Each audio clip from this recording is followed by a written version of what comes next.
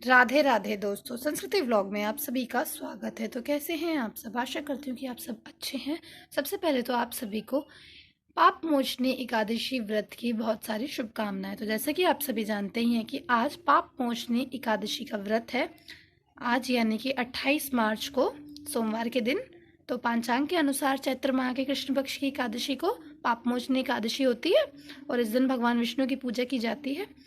पाप मोचनी एकादशी के व्रत कथा का पाठ करने से या श्रवण करने से सभी पाप नष्ट हो जाते हैं और सारे संकट भी दूर हो जाते हैं। पाप मोचनी एकादशी व्रत की कथा स्वयं ब्रह्मा जी ने नारद जी को सुनाई थी। चलिए तो इसकी कथा का श्रवण पान करते हैं। पाप मोचनी एकादशी व्रत कथा।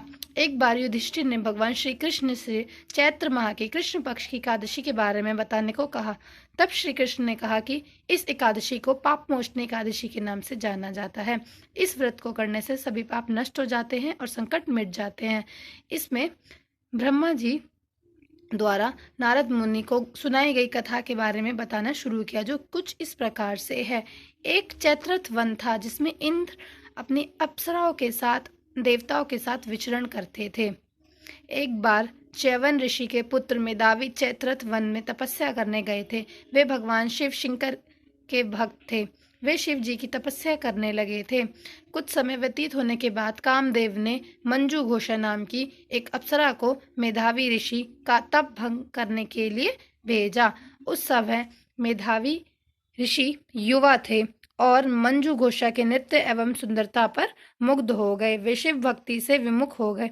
मेधावी मंजू घोषा के साथ रति क्रीड़ा में लीन हो गए। ऐसा करते हुए उन्हें 57 साल बीत गए। एक दिन मंजू घोषा ने मेधावी से वापस देवलोक जाने की अनुमति मांगी। मंजू घोषा की वापसी की आज्ञा मांगने पर मेधावी को अपनी गलती का एहसास हुआ कि वे तो शिव की तपस्या से विमुख हो गए। आत्मज्ञान होने के बाद उन्होंने मंजू घोषा को शिव भक्ति से विमुख करने का कारण माना। क्रोधित होकर उन्होंने उसे पिशाचिनी होने का श्राप दे दिया। तब मंजू घोषा डर से कांपने लगी। उसने क्षमा याचना करते हुए श्राप से मुक्ति का उपाय पूछा।